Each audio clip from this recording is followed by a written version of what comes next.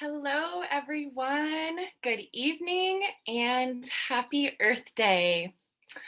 I am so happy you're here with us today. We have a great presentation in store for you titled The Great Gray Owl, Shadows Tribe, and How They Live with Harry Fuller. So I'm so excited to get started, but before we do, I have a few announcements.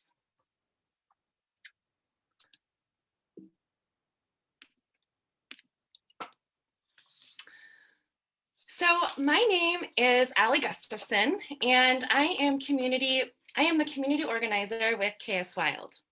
And I am calling in from the unceded ancestral lands of the native tribes that is now called Grants Pass, Oregon, land of the Takilma people. And I want to invite you all to get involved with local tribes here in our region and learn about the great work that they're doing by visiting our Indigenous resource page on our website. I'll put this link in the chat box in a bit. So it's also fun to see where all y'all are zooming in from tonight. So find your way to the chat box and let everyone know. Let me know. If you can't find the chat box, it's either at the top of your screen or the bottom. So the Love Where You Live event series is produced by KS Wild. We are an environmental nonprofit working to protect and restore the wild nature of the Klamath-Siskiyou region. We promote science-based land and water conservation through policy and community action, which is all of you. So thank you for your support. Thanks for being here tonight. And if you would like to make a donation to KS Wild on Earth Day, because around here, every day is Earth Day, I'll put that link in the chat box too. Well, with that, let me check the chat. Hey everyone. So we have people from all around the valley. We have some people from Washington. Hello folks. So glad we're all here tonight. So with that, I want to let everyone know that this session will be recorded and we have saved time at the end for a Q&A session. So if you see that Q&A box at the top of your screen or at the bottom, type your questions there and we'll get to them at the end. And now I would like to introduce our guest speaker tonight, who has spent countless hours researching and studying this elusive bird, locally too, in the Cascade-Siskiyou National Monument, where a small population resides. And in his book titled The Great Gray Owl in California, Oregon, and Washington, which follows the life of these incredible birds and their mysterious lives. So with that, Harry, go ahead and turn on your video. And I am honored to introduce to you Harry Fuller. Thank you so much for being with us tonight. Let me stop my share screen and I'll hand it over to you.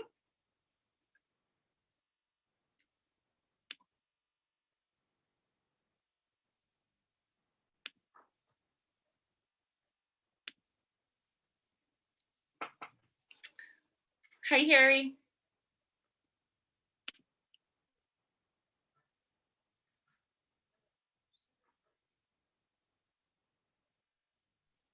Can everybody hear me? We can hear you. Okay. The great gray owl is the tallest owl in North America, and perhaps even more than the spotted owl, our most elusive and most mysterious. So we're going to talk about what we know, and occasionally we'll touch on what we don't know about the great gray owl. And why is it not letting me move?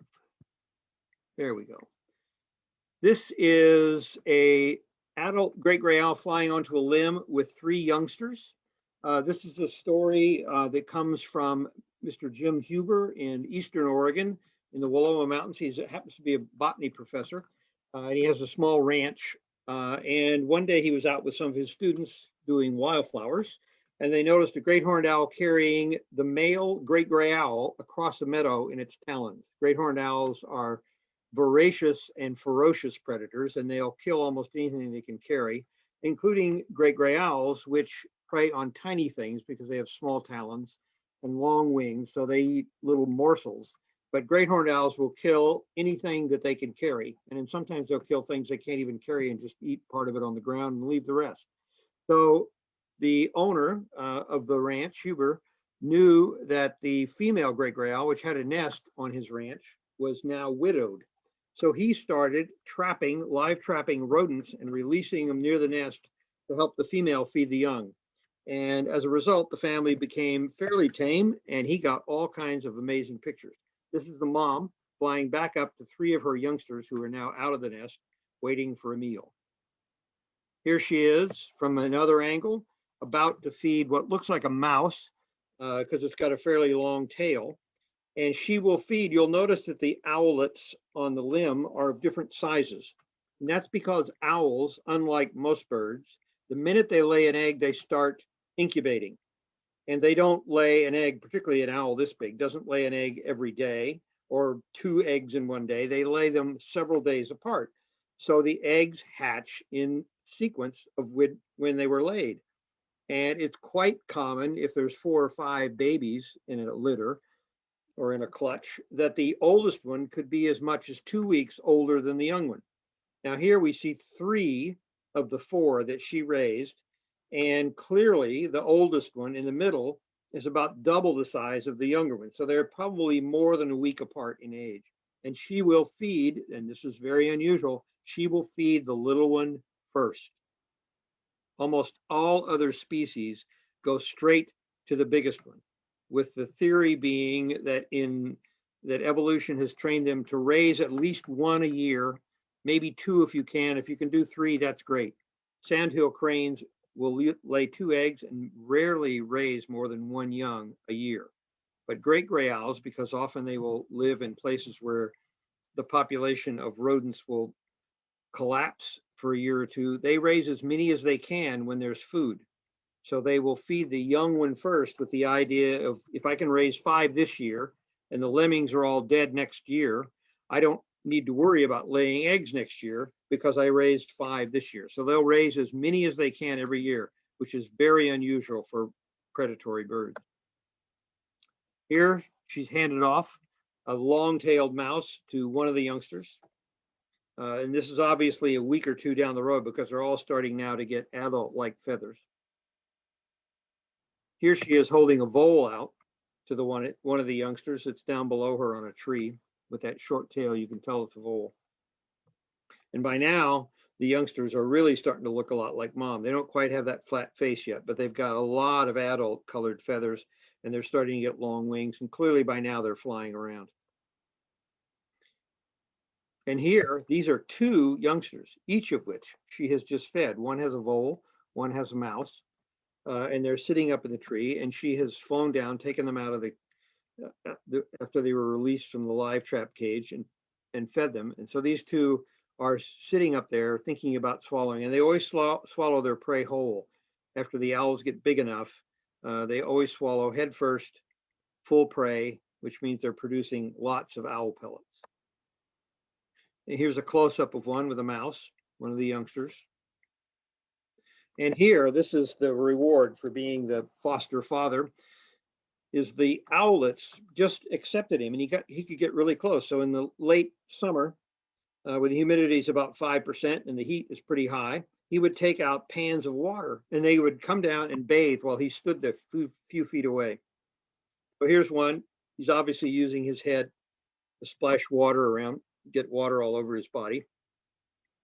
Here he is in a deeper tub at a different time, quite wet. And here he is getting out of the tub, water's dripping off his feathers. And here he is sitting in the sun, drying off after having a nice, refreshing bath in late summer. There he is. Now he's preening each feather. And what they do is they start at the base with their beak and they chew on it and bite it and straighten out the fibers. And they start at the base and work out to the tip. And they'll do each side of each feather. And since they can't reach the backs of their heads and their own necks, it's quite common for siblings or parents or mated pairs to alloprene one another to clean the head and the back feathers of the other owl.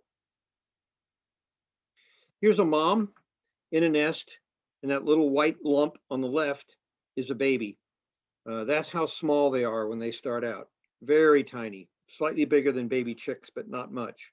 And very white. They have tiny little white downy-like feathers. They don't have any of the dark gray feathers and no pattern on them when they're first born. One of the crucial things about being an owl is hearing. And they have a couple of advantages over us. They have bifocal sight like we do, unlike a lot of birds, say chicken or pigeon, that have eyes on the side of their head. The owls are in the front, as you could see from the pictures. They look right at you just like you look at them.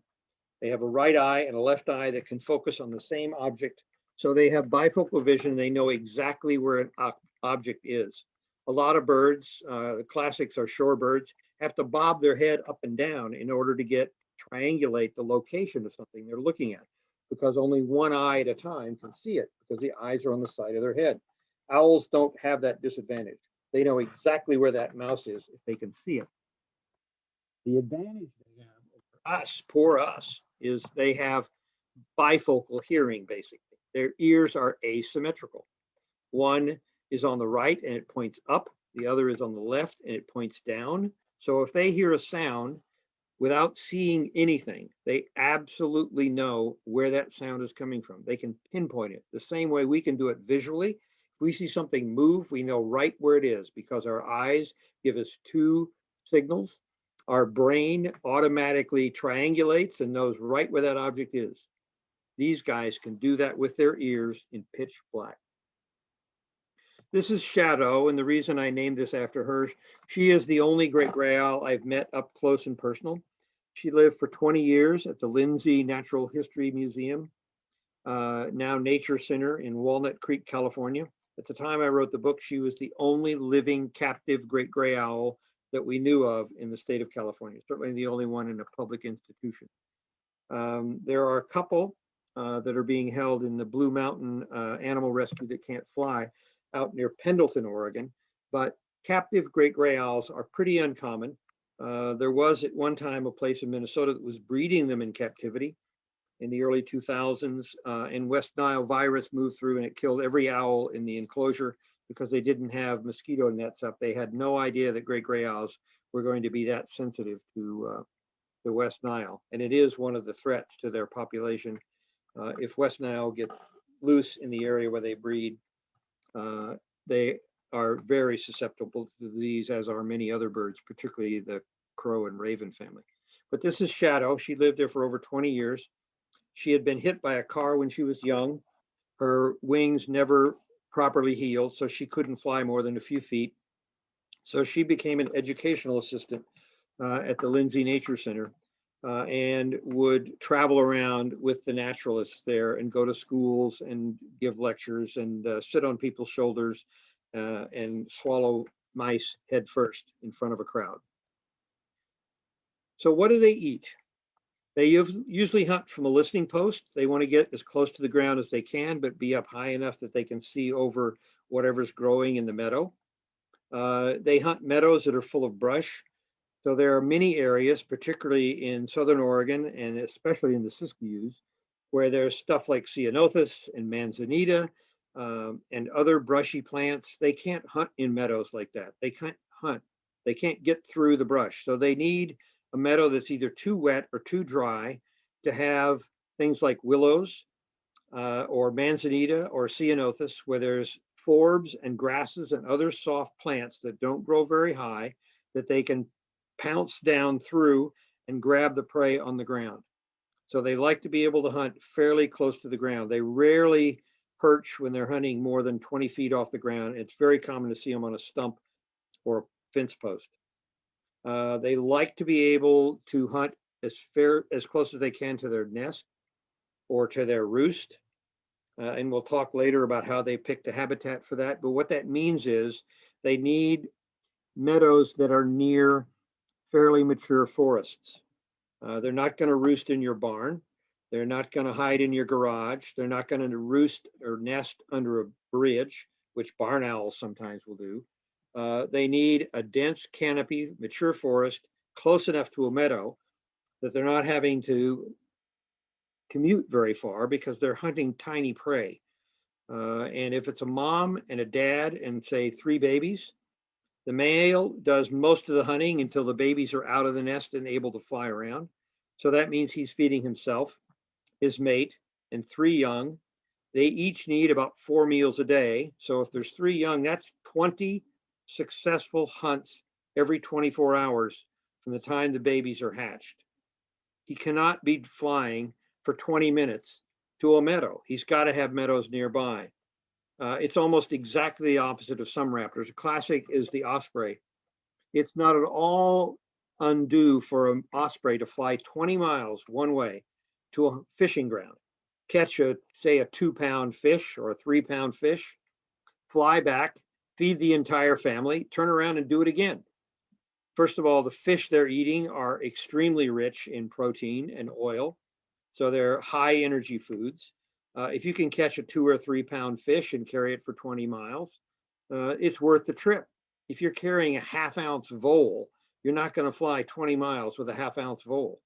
So these guys need a specific kind of habitat that provides roost protection, nest protection, and lots of small prey in open meadows without brush.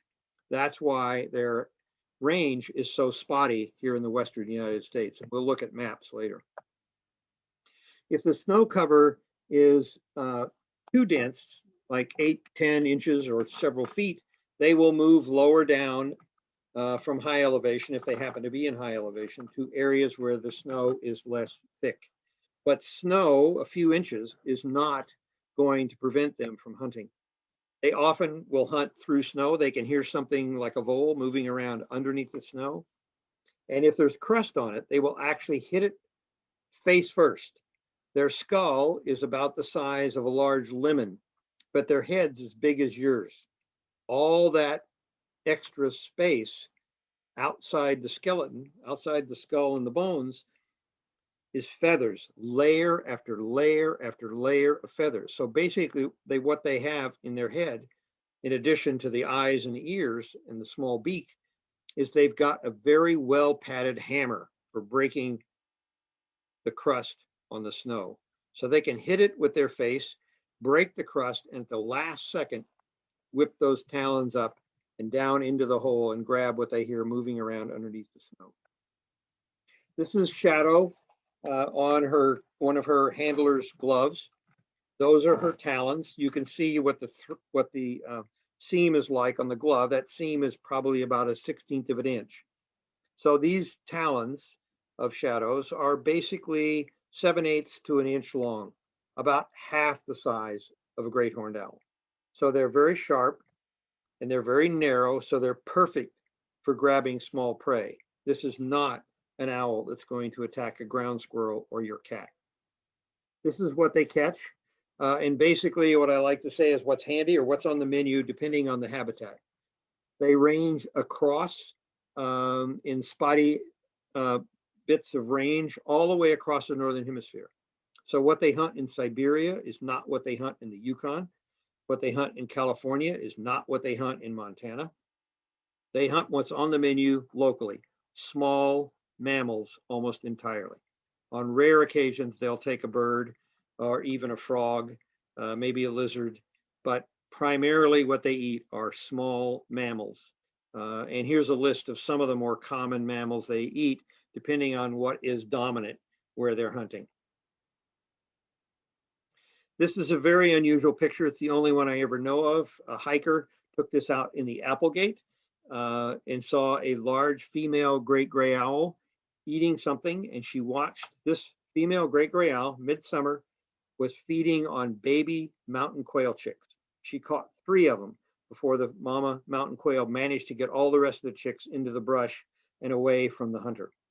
but it's very unusual. And this is the only picture I know of that exists of one eating a small bird. Listening posts are critical. They need something where they can perch. If all they've got is tall trees with no limbs below 30 feet, and there's no posts, no stumps, no rocks out in the field, they're going to find it very, very difficult to hunt, and they'll go look for another meadow. It's quite common for them to hunt from man-made objects like fence posts or road signs, and they will use stumps, fallen logs, short brush. Because they're so lightweight, they can often hunt from the top of a, say, 4 or 5 foot high sapling conifer without bending over the top. They're also extremely slow and careful flyers. Because their wings are so large, they have over a 4-foot wingspan. Their wings are more than a foot from front to back. A heavy great gray owl is 2.5 pounds. So basically what you have here is a gigantic paper airplane. They don't have to have a lot of speed to stay in the air. They're just exactly the opposite of, say, a falcon or a dragonfly. They can cruise along even slower than a harrier. I mean, we've all watched harriers go cruising over a field. They can fly that slowly because harriers have really long tail, really long wings, so they're getting a lot of uplift, and they don't weigh a lot. So they've got a lot of wing space for weight. Well, great gray owls outdo them. They've got more square inches of wing space per ounce than any predator in North America. So they can cruise very slowly over a field, listening the whole time. And just like a harrier, if they hear something, they drop straight down. This is a great gray owl going across a small grassy meadow out in the Applegate, where this owl was known to hunt 3 or 4 times a week. And Peter Thiemann, who co-authored the book with me, found this owl hunting, cruising across the field, and was just constantly shooting. When it suddenly heard something, it dropped. In one frame, it went from forward flight to this twist to in the grass. The next frame he had, which was in less than a second after this one, this owl was already in the grass. That's how quickly they can change direction, because they're not going very fast. One of the other great advantages of being an owl is you are silent when you fly. Most of us have been out in the field when a raven or a Canada goose or a pelican or a cormorant or even small ducks like common goldeneye, when they take off, you hear their wings whistle. Mourning doves are notorious for making lots of noise when they either slow down or take off. Owls have lots of velvety down on their feathers. And I am told by people who study sound mechanics that what creates noise when a wing is beating is turbulence. Sharp edges, hitting the air, sharp edge of a wing, sharp edge of a blade on a lawnmower, sharp edges on a chainsaw. That's what creates a lot of the noise. It's moving through the air, hard edges hitting the air and creating turbulence, and the turbulence produces sound waves. Well, the owls are equipped with all this velvety down that breaks up all the turbulence. There is no sharp edge hitting the air. All there is all this little soft fuzz. So when they fly, they are deadly silent. Just ask any vole. Great horned owls. They can be up to 27 inches tall. As with most raptors, owls and hawks, the females are bigger, tend to be heavier, and larger in body. So a great gray owl female, large adult, will be 27 inches tall, but almost a foot of that is tail. So they're very lightweight. They also have a wingspan of up to 5 feet in a large female. That's more than a great horned owl, of course, more than a red tail, and almost as much as a turkey vulture. So they have really long wings. They have the longest wings and the longest tail of any owl in North America. The really big owls, the muscular owls, are the great horn and the snowy. And they hunt bigger prey. They have bigger talons, and their much more muscular. Great horned owls will commonly kill an animal that might weigh 3 or 4 pounds. And if they don't have babies to feed, they'll just eat from the top down. So if you find half a coot or half a mallard or half a chicken somewhere in the field in summer or fall, you can almost guarantee it was left there by a great horned owl, because by that time the babies are feeding themselves and they're not going to drag it into the bushes and hide it. Coyote, fox, a house cat, almost anything else that kills an animal too big to eat will try to hide the carcass. Great horned owls don't bother. They're such good hunters. There's going to be another day. There's going to be another ground squirrel. There's going to be another rabbit. There's going to be another chicken. So why bother? If you don't have young to feed, just leave it where it is and let somebody else clean it up. And snowy owls are the most meaty of our owls because they have to deal with some pretty serious prey.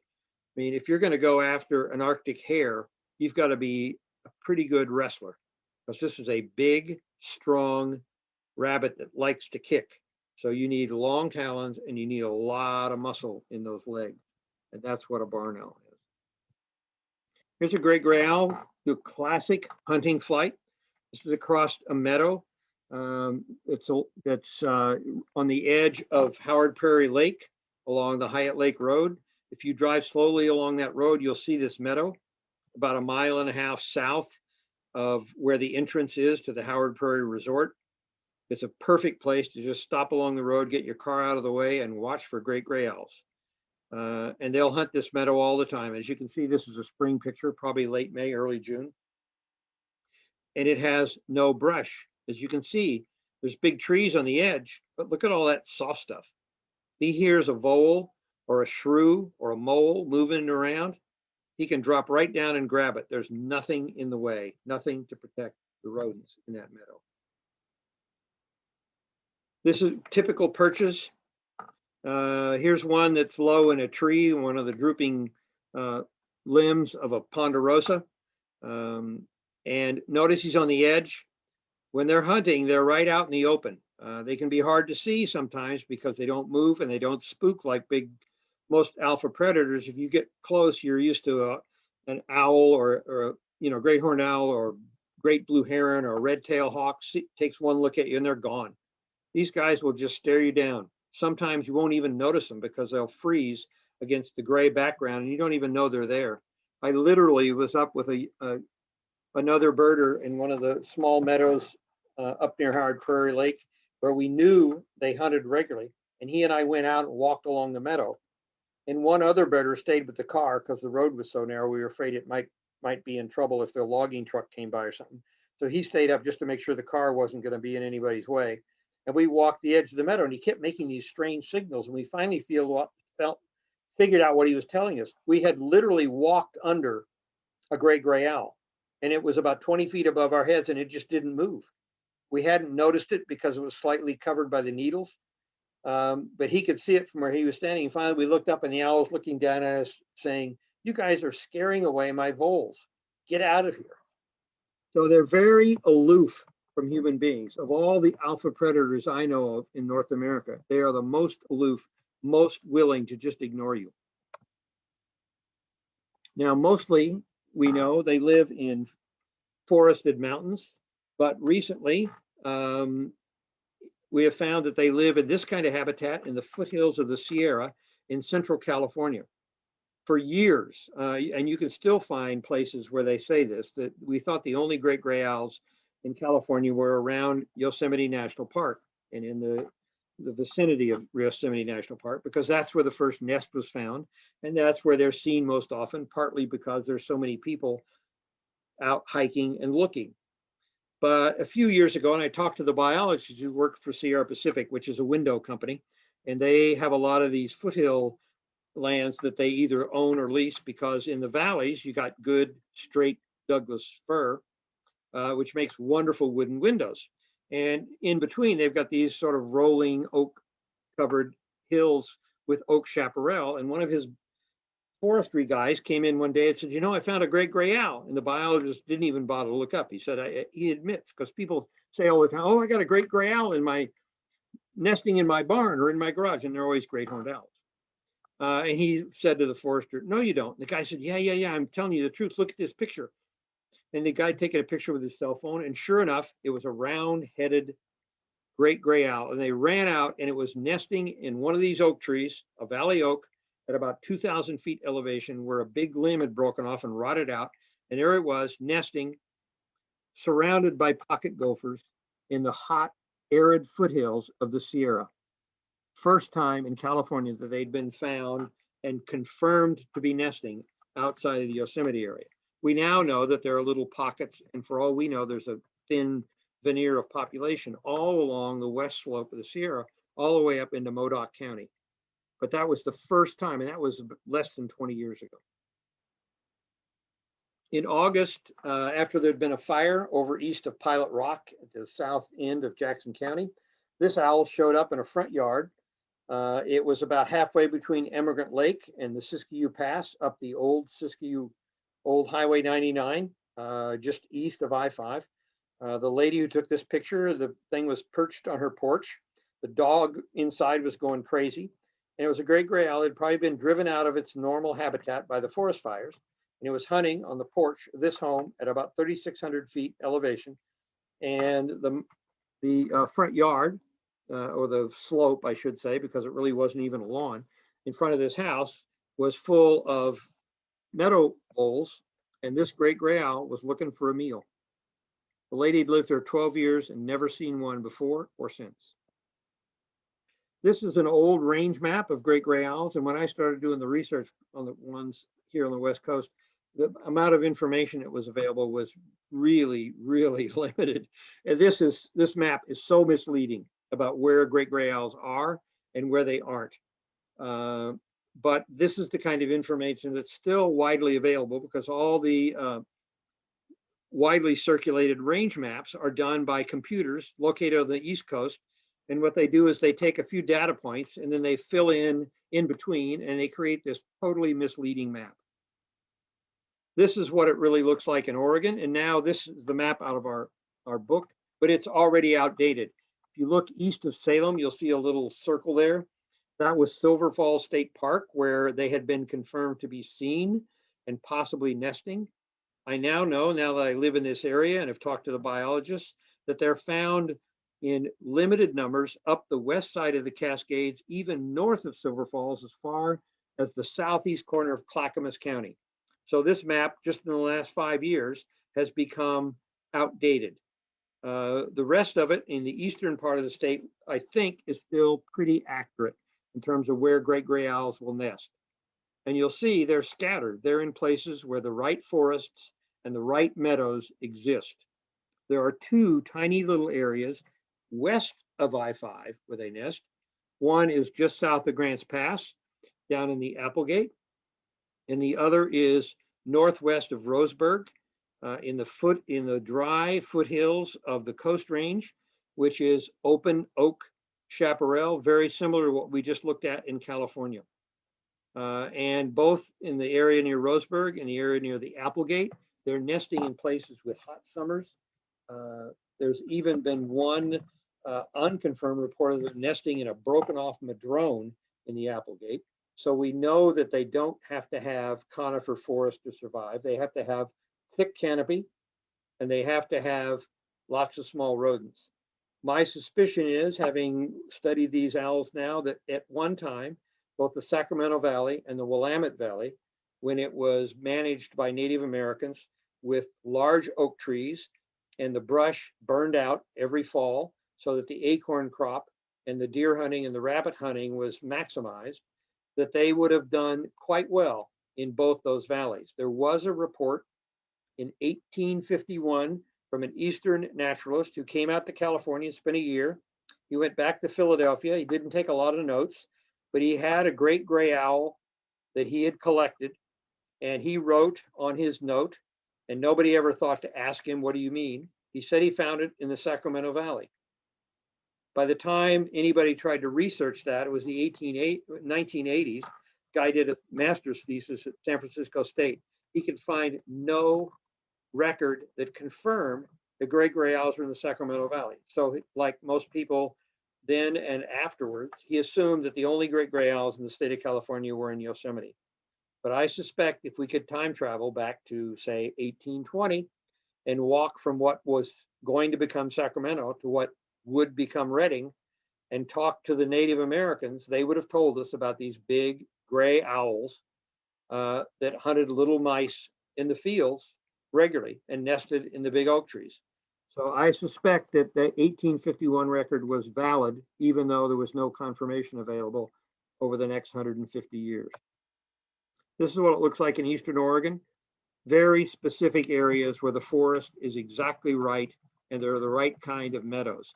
Now, what happens when you get out in the far east, out around La Grande, is they can actually hunt in the forest. Those forests, mostly pine trees, are so arid that there's no underbrush. There's no salal, there's no sword ferns, there's nothing that grows more than 2 or 3 inches above the ground between the trees, and the trees are so spaced, sometimes they're 20, 30 feet apart. So the owls can actually hunt in the forest because it's so arid. Very little evidence for nest sites in Northeast Oregon, and almost all the ones we know about are nest boxes put up by the Forest Service. The state of Washington has very few confirmed nesting sites. It wasn't until the 1950s that anybody actually found a nest in Oregon. It was found over near Fort Klamath by a guy who was an egg collector who convinced people who did the Klamath area Christmas bird count to show him where they saw them. And at that time, there was an open landfill at Fort Klamath, and the great gray owls would come out of the forest and hunt the rodents in the landfill. And so he went and started searching around that area, found a nest, climbed up, took the eggs, went back to Portland and wrote a story about it for the bird publication. So that was the first confirmed nest in the state of Oregon, 1952. The first nest confirmation in Washington state wasn't until the 1990s. It was 2 field biologists for the Forest Service who spent 2 summers in a row up near Colville in the Colville National Forest looking for a nest. The owls were seen regularly there and on the nearby reservation in the forest, but nobody had actually confirmed a nest in the state of Oregon or state of Washington. So we know of now only half a dozen confirmed nest sites in the whole state of Washington. The southernmost great gray owls in the world are the ones in California, and the second most southerly are the ones here in Oregon. And these are the areas where we now know there have been confirmed nesting, as well as Modoc County up north of Alturas, which we think is probably just an extension of an Oregon population that reaches down into California. Interestingly enough, in Jackson County, they go almost to the border of California. There is not a single record, historic or modern, of a sighting of a great gray owl anywhere in Siskiyou County. Not one. So that south slope around Pilot Rock and further east into Klamath that gets so dry and becomes very brushy with things like manzanita and ceanothus is not inhabited by great gray owls and apparently never has been. This is amazing and mind-blowing. This is 40 years worth of confirmed nest sightings in the Yosemite area, put together by Yosemite Conservancy, and they mapped them out. This is slightly more than 50 nests over 4 decades in California. And particularly in recent years, there's been a lot of looking. Yosemite Conservancy has hired field biologists specifically to go out and look for great gray owls because they're endangered in California. And so they have a special status that they don't have anywhere else in North America. Then they calculated not only nests, but sightings. And this is a map they built. And the yellower and redder it gets, the more likely you are to see a great gray owl in Yosemite. And they found that about 8% of Yosemite, all of it that included in the 8%, is west of the ridgeline nothing east of the slope on the dry slope. All west of the ridgeline, a total of 8% is habitat where you might see a great gray owl. That's why so often when people see great gray owls, they went, I looked, and there it was in the meadow. There are only a few meadow systems where you're likely to see a great gray owl in Yosemite. California has a conservation plan put together by the Yosemite Conservancy and some of the folks in Fish and Wildlife, and it's been recommended to the state government. It calls for a lot of things that are not going to be popular and probably never will happen. The estimate is that there's fewer than 300 great gray owls in the whole state. They want to halt logging and off-roading within a 90-acre circle of any known nest site. They want to put up nest platforms, which you cannot do in a national park, but you could do in the national forests and on private land nearby. The Rogue Valley folks at Audubon have put up a couple dozen platforms in their county, for example, and the Forest Service maintains a system of over 30 nest platforms out in the La Grande area. They talk about road closure, particularly during the breeding season, because cars are one of the great natural enemies of the great gray owl. Maintenance of meadow. We've talked about how important the meadow quality is for them. They can't deal with brush. Constant monitoring and keeping nest sites secret. Now that's happened through eBird. eBird no longer will allow you to post information about a great gray owl nest site. And even the sightings are kept from specific latitude, longitude. All you can do is give a general location for where you see a great gray owl. Found in the east and west, of course, the range map here is total crap, but it shows you basically that they're all along the northern latitudes of both continents. It's the only owl in their genus that's found both in the Old World and New World. Audubon report is not very optimistic. They think they're going to lose a lot of their winter habitat as climate change continues. But we now know that they're a lot more adaptable in terms of being able to take heat and drought. So the real key is, can they find meadows near healthy forest where there's plenty of rodents? And I think trying to predict that at this point is really difficult, but clearly they're going to be affected by climate change. Some of the meadows they use stay the way they are because they are wet. And if the drought is bad, that's not going to help. And you'll notice there's a great gray owl sitting on that Cascade Siskiyou National Monument sign over there. That's right along Highway 66. Dangers to them: goshawks are probably their number one predator, followed by great horned owls. Vehicles. This is not a great this is not a great gray owl, by the way. This is a barred owl that got run over, but it shows what will happen to them when they get hit. Pesticides, West Nile virus, lack of nest sites, people in clear cutting forests, really bad for them, really bad for them. And drought, of course, can be hard for them on them because it takes away their prey. This is a sign at milepost 19 on Dead Indian Memorial Road, east of Ashland. That's a meadow that's frequently used by great gray owls, and here's one sitting on the road sign. And I watched this adult owl hunt from that sign. Cars would go by at 55 miles an hour. The owl wouldn't flinch. They're less than 10 feet away, going by at full speed. The owl doesn't care, totally aloof. Here is a male delivering prey to a female. That means the babies are still up in the trees and can't fly. So she is the food server, if you will. She's the waitress. He's the hunter, she's the waitress, until the babies can fly. And once they start to fly, they follow dad around, and she leaves so that she's no longer competing with the rest of the family for food. And she'll go find her own hunting meadow somewhere else. And dad then is stuck with the babies all through the summer and well into the fall. Sometimes he's still feeding youngsters in October. So here he is about to hand off.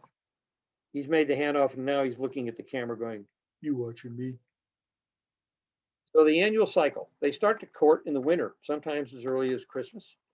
By March and April, if they've paired up, they're starting to look for a nest site. If the nest they used or the nest box from the year before is available, they often will reuse that. There is one nest box that we know of on private land near Howard Prairie. It's been used 9 of the last 10 years, and at least 15 young have been raised and fledged from that nest platform. In the spring, eggs and incubation. It depends on how heavy the snow is, because they will not start laying eggs and hunting for babies until the snow has started to melt. So that's flexible depending on the season and what it's like. The male does most of the hunting. If there's something right below the nest, the female will drop down, grab it, and go back. But she's not going to go out and perch in a meadow and listen. She's going to stay with the eggs, then she's going to stay with the young. And then once they fledge, after the brooding and they've fledged, she's going to stay with them until they can fly enough to be able to keep up with dad. Because if he's hunting in the meadow nearest the nest and he's got to move to another meadow, they've got to be able to go along. They cannot be left totally on their own, unprotected from the goshawks and the ravens and all the other predators that might be around.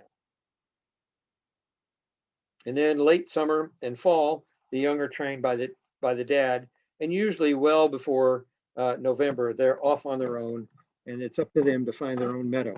They tend to not move very far. They've done a lot of electronic tracking of youngsters, and it's unusual for them to go more than 20 miles from where they were born, all through their first year of life. Even though they're not breeding next year and the parents don't welcome them back, they don't go 50 miles away. They don't go 100 miles away. They don't migrate. The great gray owls in Canada, like the snowy owls up there, sometimes will be forced south. So when a great gray owl shows up in a weird place like Humboldt County, where one went one winter, that was probably a Canadian youngster that started down the coast and ended up in Humboldt County, which is far too wet for great gray owls. They don't like wet climate. They're not waterproof. Nest sites, they'll use broken tree trunks, they'll use old hawk or raven nests. Owls do not build nests. They take what they can find or what they can steal. Sometimes they use a squirrel nest. In eastern Oregon, in the dry pine forest, the mistletoe doesn't grow like it does here in the West on oak trees and little clusters. It gets down inside the limb and it creates a bunch of small twigs going up. It looks like a willow thicket, but it's a broom of twigs coming up off this infected limb of a pine tree. And they'll get inside that broom and crush down the little twigs and nest inside it. Large broken off limbs, particularly in oaks, but also in large trees like Douglas fir. And they love man-made platforms. Some platforms they'll use year after year unless they get forced out by a goshawk or a Canada goose or something like that. This is the first great gray owl I ever saw. She was in a broken off Douglas fir that had rotted out not very far from Hyatt Lake. And she's looking back over her shoulder at me and the other birder who had found the nest and told me about it and took me up there to see it. And when I first saw this nest, I thought, oh, this is great. I'm living in Ashland. I'm going to see these guys all the time. It was 5 years before I saw another great gray owl. But there she is sitting on her nest in a broken off, she's about 30 feet off the ground. They don't like the nest too high. They want plenty of canopy above their nest. Here's a great gray owl female with a little chick off to her left. She was in a nest at Willow Wit, the organic ranch that's up off Shale City Road at about 5,000 feet. A camper found this nest and he was so excited he ran up to the house and said, there's this huge bird up above my tent. And we got to watch this nest as it developed. These babies didn't fledge until July, which was quite late. Here's the oldest one. He was quite athletic, always performing on the edge of the nest, calling for his mother. She's out on a limb now because there's 2 babies there and they need most of the nest to themselves. It was a really crappy nest. I think it was an old raven nest. By the time they got done with it, it had completely disintegrated. Well, this guy fledged about a week before the other one. We never saw him again. Vanished. Gone. This is the second one that fledged a week later, down on a log next to mom. She's watching baby. There's baby cuddling mom. And Peter Thiemann was taking these pictures. And the baby was on this log about 40 feet away. And Peter thought he was being really quiet. He was sitting underneath a bush and being very very still and not making any noise except the camera. And mom flew off, and she'd been hooting, and dad had been answering, so he thought she'd gone to get prey. Well, she hadn't. She circled around, flew up behind Peter, hit him on the head with his talons. He had his hat on, fortunately, and basically said, "Get out of here." So he left. There's the last picture he took right after mom flew off before she hit him in the back of the head. That's the baby on the log. And so we didn't know for a while what happened. But a month later, we're back, and there's dad about 30 feet away from where this picture was, and the baby was up in a tree. So this one had climbed up into the tree. They can't fly when they fledge. They fall to the ground, so they have to use their feet and their beak to get back up into the trees away from most of the predators. And then dad and mom can protect them and feed them once they get back up in the tree. But they have to, at about a week of 2 weeks old or 3 weeks at the most, they have to be able to climb up into the trees in order to survive, because mom and dad can't carry them and they can't protect them on the ground. So what we often do, we know there's a nest site or a nest platform. If you see a 2 or 3 inch diameter limb that's fallen down, we put it up against the tree. We call it leaners. So we produce as many leaners as we can for them in case they get down on the ground. It's easier for them to climb up on an angle than it is vertically. And then they start to molt and they can look really ratty. These are ones that have probably been out of the nest for 2 to 3 weeks. They're sort of starting to get the face shape, but they still have a lot of that fuzz before they start to get grown up feathers. Here's one still in the nest, probably just about ready to fledge. This is the platform on the private land near Howard Prairie. It's been used 9 of the last 10 years. It's a really good platform. It's got the deep sloping edges so the eggs won't roll out. And a pair has nested there 9 of the last 10 years and raised at least 1 young every year. This is an interesting picture. It was taken almost after dark by a camera guy in Ashland, Peter Kreisman. This is dad on the right and the 2 teenagers. This was late September. And they've been following around that meadow all day, hooting and calling for meals. And dad's trying to hunt, and they're making a noise. And finally, they roosted on these 3 posts in this meadow, side by side by side. So the 2 youngsters on the left and dad on the right. This is the guy we were driving from Ashland to a birding trip in Klamath. He'd come up from the Bay Area, and we were on our way to Klamath for 4 days of birding. And we stopped at that meadow along Dead Indian. And there was one sitting on a post. It took me 45 minutes to get him back in the car. Of course, he'd never seen one before. And the meadow, it was just flying around from fence post to fence post, landing in the meadow, flying back up into a tree, down to a fence post. And this guy was just mesmerized, as you can understand. The wings are long. We talked about why they're silent. This is the one taking off from the top of a Douglas fir. Look at those feathers. Those are 12-inch feathers. And they have individual muscles controlling each feather.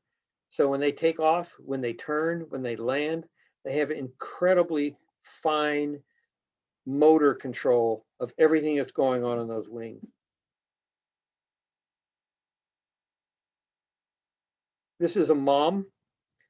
She was at that nest that we talked about at Willow Wit.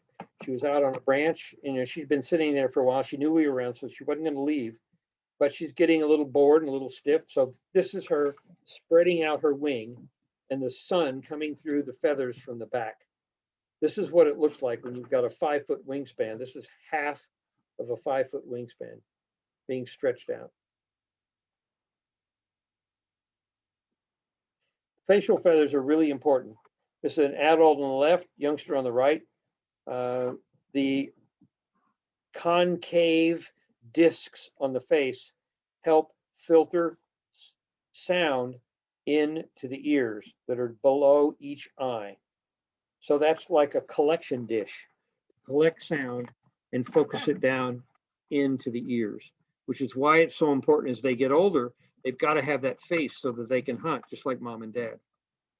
And interestingly enough, these guys have that white collar down on their neck, which is a very important field mark for these owls. Platform success rate is pretty high. They do well in nesting there, and out in the La Grande area and the Whitman-Wallowa National Forest, they have almost 3 platforms per year on average that are used, sometimes as many as 8. And here's an owl going away, carrying a vole. He'll land somewhere, he or she, and swallow it head first, one of 4 meals of the day. So we will stop and see if anybody's got any questions.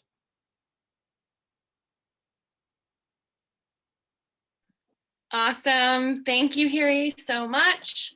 So yes, we are going to open up to questions from all y'all. We have some in the queue already, and we are almost at the top of the hour, so we'll get to as many as we can. Okay.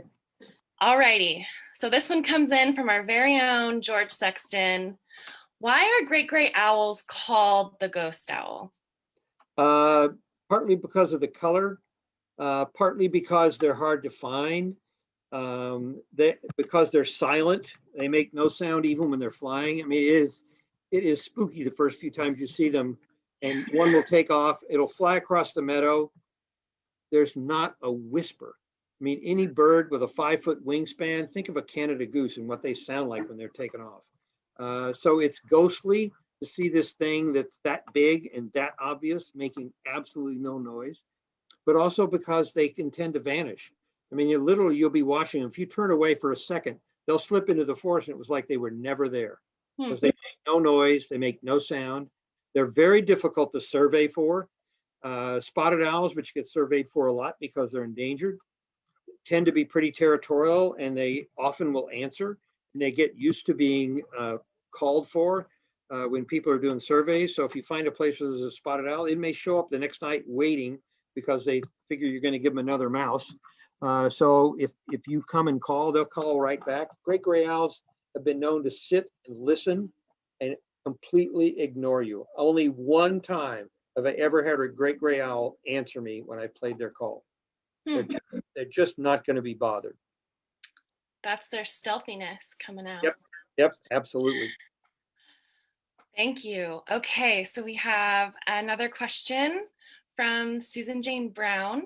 She asked, what is the limiting factor of great gray owls? Why don't we see more of them? You kind of alluded to that in your answer just previously, but. Right, they tend to concentrate in areas where we haven't done much to the habitat. So they're unlike a great horned owl or a screech owl or a barn owl that will move into your neighborhood and be noisy, and you'll see them on the fence posts or up on a telephone pole. Or I mean, when I was in Ashland, we heard screech owls all spring. You just open your window and they'd be out there yelling. These guys stay out in pretty wild places. They have been known to move into cities in the winter, like Winnipeg, and sit on stoplights and stuff, but they tend to live in places far away from people. They need habitat where there's a lot of rodents, which means immediately they can't go into farm country where people are using pesticides. They can't go into the kinds of habitat where there's blackberry thickets and stuff like that because they can't hunt. So they need pretty wild territory. They need a dense forest. So they tend to stay out of places where there's logging or very many houses. And so and the way they behave is pretty secretive. They do hunt occasionally in the morning and the evening. They may hunt midday if they've got 2 or 3 babies to feed in midsummer, but they're primarily nocturnal. So they're often not awake in the daytime unless they're feeding babies and they got to do a lot of hunting. They're just not awake when we are. And their whole habit, the way they live, and because they're so quiet most of the time, you only hear them mostly in the winter or the youngsters in the late summer and fall when they're begging for food. And there's never very much density. Because they hunt so frequently, you can't have a gang of them. You're not going to see them lined up around a field like great blue herons at a marsh or something in late summer. Most of the areas, particularly in Oregon, are arid enough. They can't support 25 great gray owls around a meadow, maybe 2 or 3, but not a whole bunch. So the density is really low. And they don't form flocks. They don't migrate. You know, they're very solitary or family oriented. So you're never going to see a gang of them like you do shorebirds or ducks or anything like that. And mostly because they don't put themselves out, people will drive right by them. It's really common to see a great gray owl. And if you don't point it out to other people in the group, they won't notice it. It's not making any noise. Once in a while, one will fly if it's hunting, but they spend most of their time sitting and listening. And it's just not an obvious bird like a raven or a flycatcher or, you know, swallows or any of the birds that really make themselves obvious. I was hiking in the Applegate where you said a known population is at in an Yes, old growth stand. yes, And I was walking along the trail and I could have sworn it was a great gray owl because it didn't move until I was directly under it. And then it yeah. fell. I'm sure that's what it was. I had an occasion once before I really knew what I was looking for, and it was probably the second great gray owl I ever saw, but I didn't know it at the time. I was leading a bird trip at Howard Prairie in the fall, and the reservoir was really low, and we'd walked out to the edge to look for shorebirds. So we were like 50 feet from the forest, out at the edge where the mud meets the water, and looking at the turns and stuff in the fall. It was in September. And we turned around, headed back to the lake, and there was a stump of an old dead tree, probably 30 feet from the edge of the forest out in the mud. And as we neared it, the top of the stump took off and flew back into the forest. And everybody looked at me and said, "What was that?" And I said, "God, it must have been an owl. It was this big gray bird. And it didn't make any noise. And we walked right by that stump, you know, 30 feet away, and hadn't looked at it. It was just a gray stump, right? And we were looking at the shorebirds out in the lake. And I'm sure that was a great gray owl because I know they nest in that area. And now that I think back on it, of course that's what it was. And he was out there hunting the rodents that were running around eating all the seeds on the weeds that had grown up on the mud flats. That's awesome. Well, we are at the top of the hour, but we have a couple more questions. Sure, So that's if you're fine. up for it, Harry, we'll do that Yep. and then we'll sign off. So folks, if Okay. you want to stick around, please stick around. We have a question here from Brian. Okay. If they feed on rodents and are widely distributed through Alaska and Canada, why are they finding prey in the cold and snowy months? Or excuse me, how are they finding prey in the cold and snowy months? Well, often they will hunt, as you get further north, the forests often become more sparse, not as much underbrush. So they can hunt under the canopy of big conifers that shed the snow. And even in the far north, in many years, lemmings, for example, do not hibernate. So there's little rodents running around. And because their hearing is so good, if the snow's not too deep, they can hear the stuff under the snow and catch it. But like snowy owls in the winter, some of the Canada population gets moved south. There is a notorious owl trip to northern Minnesota that costs you thousands of dollars, and they'll take you up there, and they can find hawk owl and some of the other northern owls. And one of the owls they promise is great gray. And I know people that have done that trip, and if the winter is not right, there's no great gray owls around. They haven't bothered to move that far south. And so I always say to people, if you want to look great owls, come to Oregon, look in June, enjoy the wildflowers, and look for one in a beautiful meadow in the middle of a beautiful day in June, and don't freeze your tail off going to northern Minnesota for a 50-50 shot at one. It's amazing because people on the East Coast never see great gray owls except occasionally in the winter. And they can't get their head around the fact that there are great gray owls living in warm summer days in the West Coast. But here they are. Here they are. Well, that's a great spot to end on, Harry. Thank you so much. Thank you for all the questions. Thank you for those thoughtful responses, Harry. I know I've learned so much, and the chat box is just full of great comments. Well, if anybody has any further questions, they can send them to you or me. I'll be happy to. I do email questions all the time. Oh, that's wonderful. I'll be sure to add your contact info in the follow-up email. Great. And with that, I hope you join us for our next Live Where You Live event next month, titled Trails of the Clan-Siskiyou. And we have a follow-up email, so keep your eyes out for that, and wishing you all a happy Earth Day. Thank you. Real quick question. Did you record this? I did record this, Harry, so I'll be sure to send that around Great, to you. And great. it's also on our Facebook page. So Okay, that great, video will live on there as well. So you can great, direct folks to our Facebook page as well. great. Will So, do. Thank you. yay. All right. Well, everyone have a great evening. Thank you so much, Harry, again. You're And I welcome. hope you guys all have a great night. Thank you. Bye-bye. Bye.